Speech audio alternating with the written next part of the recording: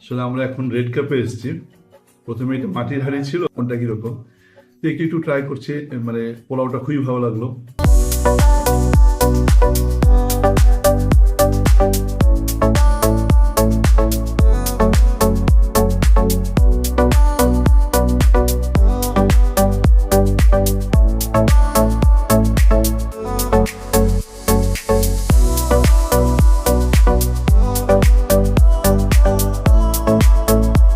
আমরা এখন রেড কাপে এসেছি।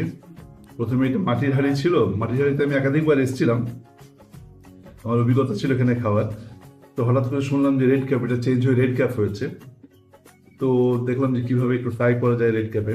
তো প্রথমে এর আগের দিন এসেছিলাম, খাবার ভালো লেগেছিল। ওই দিন সাদা ভাত খেয়েছিলাম, সাদা ভাত, মাছ, বিভিন্ন ভর্তা খেয়েছিলাম।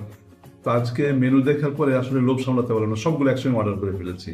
ভাবলাম দেখি কোনটা কীরকম, তো একটু একটু ট্রাই করছি। মানে পোলাওটা খুবই ভালো লাগলো গরুর মাংস দিয়ে। তারপরে তেহেরি একটু খেলাম, সেটাও খুব ভালো লেগেছে। বিশেষ করে মানে ভেজিটেবলটা, যেটা মিক্সড ভেজিটেবল, কিন্তু অসাধারণ।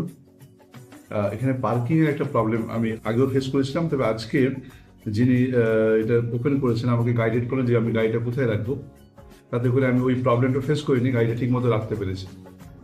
হ্যাঁ, আর উপরে আগে যেটা পেয়েছিলাম তার চেয়ে আজকে মাছ বেটার, অনেক বেশি নিট অ্যান্ড ক্লিন মনে হয়েছে। বিশেষ করে ওয়াশরুমে আগে এসে আমার কাছে ভালো লাগেনি যখন হাত ধুতে গেছিলাম। তো এখন দেখলাম অনেকটা নিট অ্যান্ড ক্লিন আছে। কার্পেট টার্পেটগুলো, ওখানে বাচ্চাদের মানে ভিতরে বসার যে জায়গাটা, ওটাও যথেষ্টই ক্লিন আছে। আলহামদুলিল্লাহ, আমার কাছে খুবই ভালো লাগছে। আগের চাইতে এখন বেশ ইমপ্রুভ হয়েছে খাবার।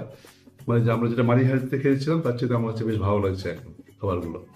আজকে বড় আপুর সাথে আসছি, উনি বলছে যে রেড ক্যাপের খাবার নাকি অনেক ভালো। তো আপু আজকে নিয়ে আসছে সাথে করে। ওনার সাথে আসার পরে অনেক কিছু ট্রাই করলাম, এখানের খাবার অনেক ভালো লাগলো। তো এখানের খাবার সবকিছু অনেক ভালো, সুস্বাদু। আপনারা চাইলে আসতে পারেন, খাবার অনেক সুস্বাদু।